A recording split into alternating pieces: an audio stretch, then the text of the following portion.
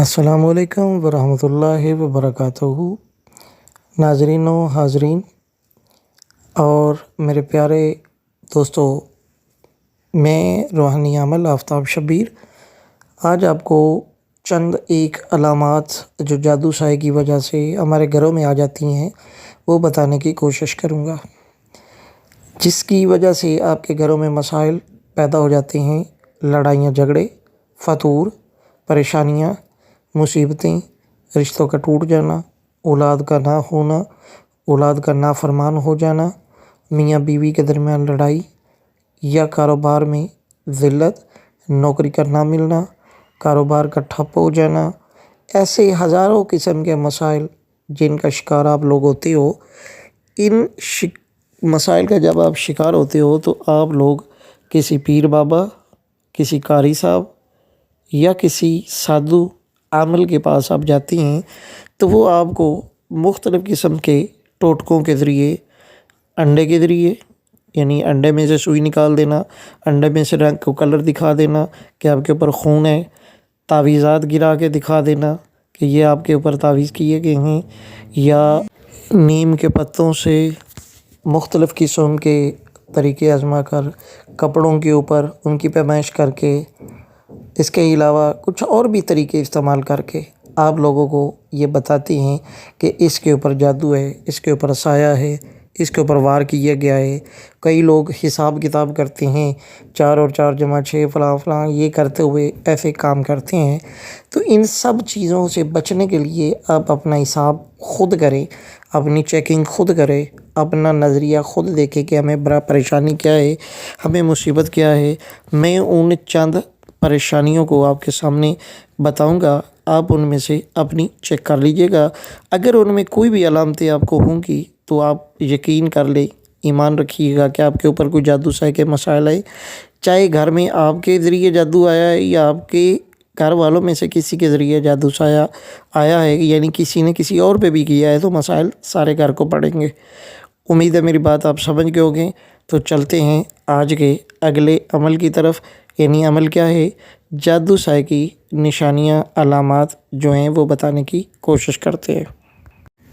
سب سے پہلے نمبر پر تو آپ دیکھیں کہ گھر میں چھوٹی چھوٹی باتوں پہ غصہ ہر بندہ کر رہا ہوگا، یا گھر میں کوئی ایک خاص بندہ غصہ کر رہا ہو، ایک دوسرے کو نقصان دے رہا ہو، باتوں بات پہ الجھ رہا ہو، کوئی بھی بات کرتا ہے تو ٹینشن لے رہا ہو، گھر آتے ہی دماغی توازن اپسیٹ ہونا شروع ہو جائے، باہر رہتے ہوئے پرسکون رہے، گھر کسی خاص فرد کو تکلیف زدہ دیکھتا رہے، یہ سب سے پہلی علامت ہوتی ہے۔ اس کے بعد دوسری یہ ہے کہ کسی بھی فرد کا جسم، گردن، سر، کندھے یہ بھاری ہونے شروع ہو جاتے ہیں۔ ایسے لگتا ہے کہ جیسے کوئی بہت بڑا وزن رکھ دیا گیا ہو، انسان الجھا رہتا ہے، اپنے اندر سستی ایسی محسوس کرتا ہے کہ الجھن سی، کہ کوئی بندہ بھی اگر سوال کرتا ہے تو وہ کہتا ہے کر لیتا ہوں، ہو جائے گا۔ لیزی پن اس کو بولتے ہیں، ٹھیلا پن، کہ یار ہو جائے گا، میں اٹھنے کی کوشش کرتا ہوں، اچھا کوئی اور کر لے، میں ہی ہوں، فلاں ہے۔ یعنی ایسے سوال جواب دینا کہ سوائے میرے کوئی اور کر نہیں سکتا، میری ذمہ داری بن گئی ہے، یہ تلخ لہجہ استعمال کرنا اور کام نہ کرنا، لیزی پن جس کو کہتے ہیں، سستی، یہ دوسری بڑی علامت ہے۔ اس کے بعد گلی میں، محلے میں، علاقے میں، شہر میں، بازار میں، کسی بھی جگہ آپ ہوں، گھر کے اندر، چار دیواری کے اندر، چھت پہ جاتے آتے ہوئے ایسے لگتا ہے کہ جیسے کوئی آپ کے پیچھے چل رہا ہو۔ آج 10 دن پہلا، مہینہ، سال، یعنی پرانا بھی کچھ جادو سایہ ہوتا ہے تو شروعات میں یہ ہوتا ہے، ایسے لگتا ہے جیسے پیچھے کوئی آ رہا ہے، آواز سی محسوس ہوتی ہے، آہٹ سی محسوس ہوتی ہے، ایسے لگتا ہے کہ جیسے میرے آگے سے کوئی گزر گیا ہے، محسوس وہم سا پڑ جانا، یہ اس چیز کی علامت ہے۔ اس کے بعد جب انسان سو رہا ہوتا ہے، سوتے ہوئے ایسے لگتا ہے کہ جیسے مجھے کسی نے آواز دی ہے، میری چارپائی کو، میرے بیڈ کو، میرے دروازے کو کسی نے نوک کیا ہے۔ اٹھ کے دیکھتے ہیں کوئی بندہ نہیں ہوتا، پھر حیران ہوتے ہیں کہ کس نے آواز دی، ارد گرد بھی کوئی نہیں تھا، پریشانی لیتے ہیں۔ یا خواب کے اندر کچھ ایسی چیزیں دیکھنا جن کو سانپ کہتے ہیں، گدھے، جانور کچھ دیکھنے، زہریلی چیزیں دیکھنی، نقصان زدہ دیکھنی، نئے سرے سے قتل و غارت ہوتے دیکھنا، یہ دیکھنے کے بعد جب ہوش آئے یعنی جاگ آ جائے، نیند سے بیدار ہو جائیں آپ، تو جسم کانپ رہا ہو، جسم کے اندر ایسے لگے جیسے جان ہی نہیں باقی رہے گی، یہ بھی اسی چیز کی علامت ہے۔ عورتوں کے لیے یہ بھی ہوتا ہے کہ سونے سے پہلے جب سونے لگتی ہیں تو ان کو ایسے لگتا ہے جیسے ان کے ساتھ کوئی ہے۔ اب کچھ نگیٹیوٹی والی بھی چیزیں ہوتی ہیں، وہ بھی شاید فیلنگ لیتی ہوں کہ یہ بھی ہمیں کچھ فیل ہو رہا ہے۔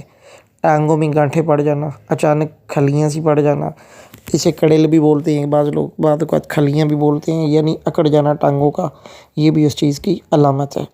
بالوں کا اچانک جل جانا، یہ بھی جادو کی علامات ہے۔ اس کے علاوہ آپ کو اگلی جو مسائل ہیں ان میں لے کے چلتے ہیں، وہ ہیں بیماریاں۔ بیماریوں کے کیا مسائل ہیں؟ مرد جو ہوتے ہیں مردانہ کمزوری کا رونر ہوتے ہیں، بے جا احتلام ہو جانا، پیشاب کرنا تو ساتھ میں نیگیٹیوٹی کے قطرے آنا، اس کے ساتھ ہمیشہ شلوار کا خراب ہو جانا، یعنی اپنا انڈر ویئر ہمیشہ خراب رہنا، یہ اس چیز کی بڑی علامت ہے۔ تیسری اس کے بعد مرد حضرات اپنی جو شادی شدہ ہیں اپنی بیوی کو سیٹسفائیڈ نہیں کر پاتے، ایسی صورت میں وہ رخ کرتے ہیں ڈاکٹرز کا، اور ڈاکٹر یا حکماء ان سے پیسے ٹھیک ٹھاک الحمدللہ بٹور لیتے ہیں، اور کام وہی کا وہی رہتا ہے۔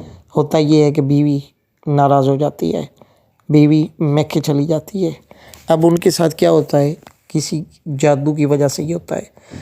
چڑیل اگر عورت کے ساتھ منسلک، مرد کے ساتھ منسلک ہو، چڑیل جادو کے ساتھ آئی ہوئی کوئی چڑیل ہو تو اسے احتلام زیادہ ہوتا ہے۔ گرمی اس کو ڈاکٹر صاحب بولتے ہیں، کیونکہ ڈاکٹر صرف جسم دیکھ رہا ہے، روح کا تو اسے پتہ ہی نہیں ہے، تو وہ جسم کے اندر گرمی کون پیدا کر رہا ہے یہ نہیں دیکھتے۔ پکوڑے کھانے سے، یہ چیزیں کھانے سے گرمیاں نہیں ہوتی، گرمی کسی اور چیز کا نام ہے۔ تو وہ چڑیل ان کے ساتھ وہ ہم بستری وغیرہ کرتی ہے، جیسے وہ ان کا انزال ہوتا رہتا ہے۔ اب وہ ایک روح ہے، روح کا تو پتہ ہی نہیں چلتا کب ہو رہا ہے کب نہیں ہو رہا۔ مردانہ کمزوری کی اصل وجہ یہ ہے۔ دوسری عورتوں کے اندر یہ ہوتا ہے کہ عورتوں کے جسموں میں نیل پڑ جانا، داغ پڑنا، اچانک داغ پڑنا اور ٹھیک ہو جانا، ٹانگوں کا گانٹھ بن جانا، ٹانگوں میں دردیں شروع ہو جانا، لیٹتے ہوئے سوتے ہوئے محسوس ہونا کہ ہمارے ساتھ کوئی بندہ موجود ہے۔ ایسی تمام چیزوں کا سسٹم ان کی جادو کے اثرات میں شامل ہوتا ہے۔ پھر اس کے علاوہ یہ ہوتا ہے کہ جب جادو عورت کے اوپر منسلک ہو جائے، مرد کے ساتھ تو ہو گیا تو وہ تو نکارہ بنتا گیا، عورت کے ساتھ ہو جائے تو اس کو پریگننٹ نہیں ہونے دیتے، یعنی حامل نہیں ہونے دینا۔ وہ جنات چاہے جن ہو یا چڑیل ہو، اگر جن ہوگا تو خاوند سے لڑائی کروا کے میکے میں بٹھا دے گا، چڑیل ہوگی اگر مرد کی طرف سے آئے گی تو پھر بھی یہی کرے گی، اگر عورت کے پاس آئے گی ڈائریکٹ کسی نے عورت کے اوپر کیا ہوگا تو اس سے ان کے پیٹ کے اندر وہ رحم کے اندر بیٹھ جائے گی، اول پریگننٹ نہیں ہونے دے گی، اور اگر کمزور تھوڑی سی ہوئی تو پریگننٹ ہو جائے گا مگر اسے ضائع کروا دے گی، جو پیٹ کے اندر بچہ پیدا ہونے سے پہلے ہی ڈیفیوز ہو جائے گا۔